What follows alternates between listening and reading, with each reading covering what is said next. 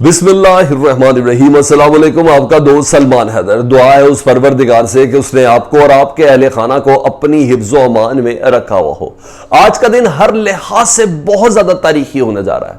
जी हाँ, आज का दिन तारीख इस पाकिस्तान की, जी हाँ, पार्लियामान की तारीख का इसलिए सबसे तारीखी दिन होने जा रहा है कि आज के दिन हुकूमत ने सबसे लंबी लंबी तकरीरें करनी है। आज के दिन हुकूमत ने अपने मौक़िफ़ से मुतल्लिक बारहा सख्त तुर्श अल्फाज में दुनिया को, ना सिर्फ पाकिस्तान के रिप्रेजेंटेटिव जो इस वक्त कौमी असम्बली के अंदर बैठे उनको, बल्कि तमाम पब्लिक के सामने उन्हें पेश करना है। और इस लिहाज से भी आज का दिन सबसे ज्यादा तारीखी है कि आज के दिन तारीख में पहली बार इतने सब्र और तहम्मुल का मुजाहरा कोई और नहीं, अपोजिशन करेगी अगर तहरीक अदम एतमाद कामयाब करा दी है। हर लिहाज से सब्र का जो दामन है ना जी, और जब्त का दामन बड़ी मजबूती से अपोजिशन ने थाम के रखा हुआ है। और इस वक्त शाह महमूद कुरैशी साहब एक लंबे वक्फे के बाद दोबारा से उन्होंने खिताब का आगाज़ कर दिया है और अभी हल्की फुल्की मौसीकी शुरू हुई है, वो भी मैंने आपको बतानी है कि आज T20 का दिन है और इमरान खान साहब ने इसको जो बैटिंग और फील्डिंग है उसको रख दिया है, स्पेशली बॉलिंग और फील्डिंग जो है उसको रख दिया है टेस्ट मैच के ज़ुमरे में। आज T20 के दिन टेस्ट शुरू किया है हुकूमत ने। क्या वजह है, बैकएंड पे क्या चीजें चल रही हैं, दूसरी तरफ इस पार्लियामान के अलावा कौन कौन सी ऐसी एक्टिविटी हो रही है जिसके बिना पर ये डिले टैक्टिक्स इस्तेमाल किए जा रहे हैं। एक के बाद एक तमाम चीजें डिटेल में आपके साथ रखते हैं। बड़ी इंटरेस्टिंग वीडियो होने जा रही है। यही कम है कि T20 के दिन टेस्ट मैच का आगाज कप्तान ने कर दिया जी।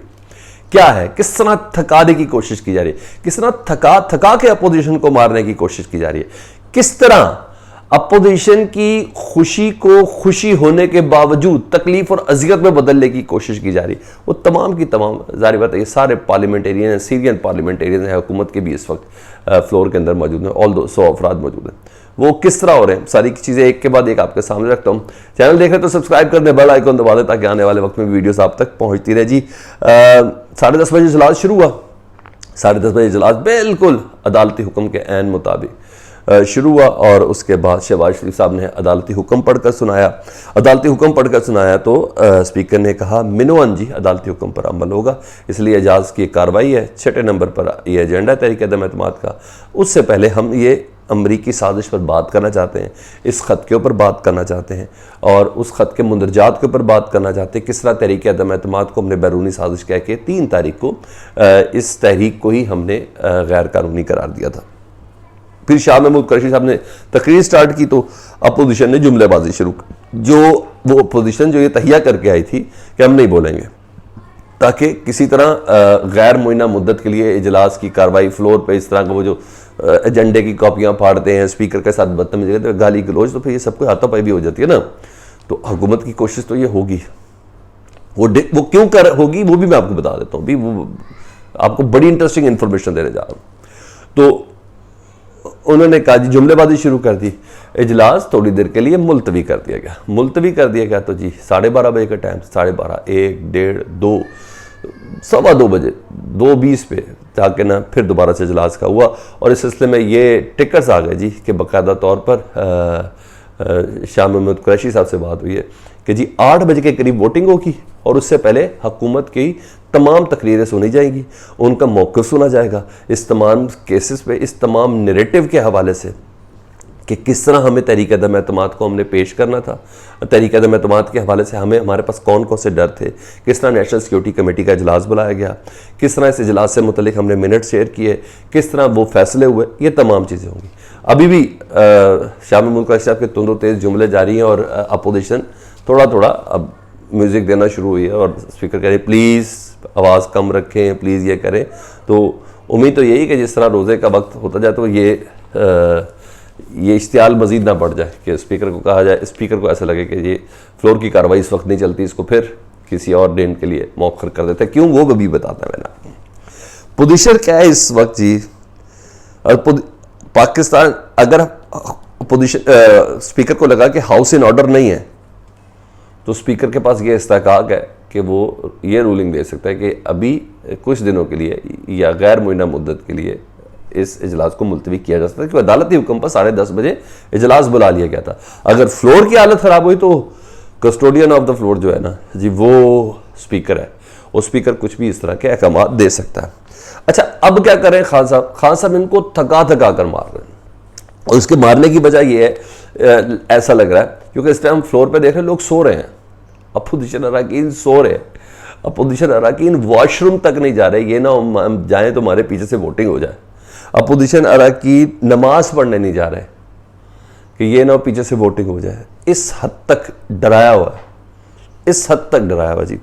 और डराने की वजह भी कुछ मैं आपको बता देता हूँ, और ये मेरा ख्याल है कि उनकी स्ट्रेटजी है इमरान खान साहब की। मुझे नहीं पता कि इसका कोई फ्रूटफुल नतीजे आएंगे या नहीं आएंगे, ये स्ट्रेटजी कामयाब होती है नहीं होती है। अपोजिशन कह रही है कि स्टेट्समैनशिप का मुजाहरा करना चाहिए और अच्छे से तगड़ी अपोजिशन करनी चाहिए इमरान खान साहब को। इसके बाद ये सारे हल्के इस तरह की बातें कर रहे हैं, लेकिन वो कह रहे हैं कि मैं आखिरी वक्त हार नहीं मानूंगा। खान साहब के जहन में कौन सी चीज़ें चल रही हैं वो भी मैं कुछ अंदाज़न आपको बता देता हूँ, दूसरी एक्टिविटीज़ के ऊपर हमारी नज़र है। लेकिन बहरहाल एक ये थका देने वाली इनिंग शुरू हो गई। आज अपोजिशन शायद इतना बर्दाश्त कभी नहीं किया होगा जितना उसको आज इस फ्लोर का माहौल बेहतर रखने के लिए बर्दाश्त करना है। दूसरी तरफ क्या चल रहा है जी? पटिशन तैयार कर दी गई है 5 रुकनी बेंच के फैसले के खिलाफ सुप्रीम कोर्ट के जी, और वो उम्मीद है कि रजिस्ट्रार को आज पेश हो जाएगी। चाहे इसके मुख्तलिफ इसकी राय भी है कि जब तक तफसीली फैसला नहीं आता तो तब तक ये पटिशन पेश नहीं हो सकती। लेकिन अदालत ने भी बहुत सूरत और बड़ी, जैसे कहते हैं ना, अक्लमंदी के साथ चले कि अदालत ने इतना मौका ही नहीं दिया हुकूमत को फुल इसके जो फैसले को सुनने के हवाले से। उन्होंने कहा 2 दिन बाद का दे दिया जी, 1 दिन छोड़ के दूसरे दिन का दे दिया अदालत ने फैसला कि जी तरीक़े-ए-दम एतमाद की जाए।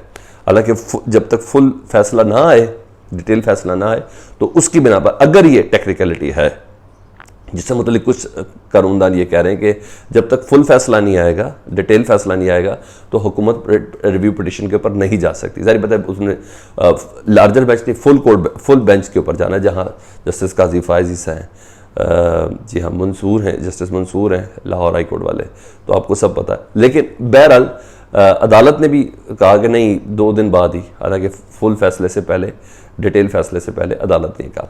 तो बहरहाल यही वही है जिसकी बिना पर वज़ीर इत्तलात जो हैं फवाद चौधरी वो ये कहते हैं कि अदालत ने हमें सुना ही नहीं।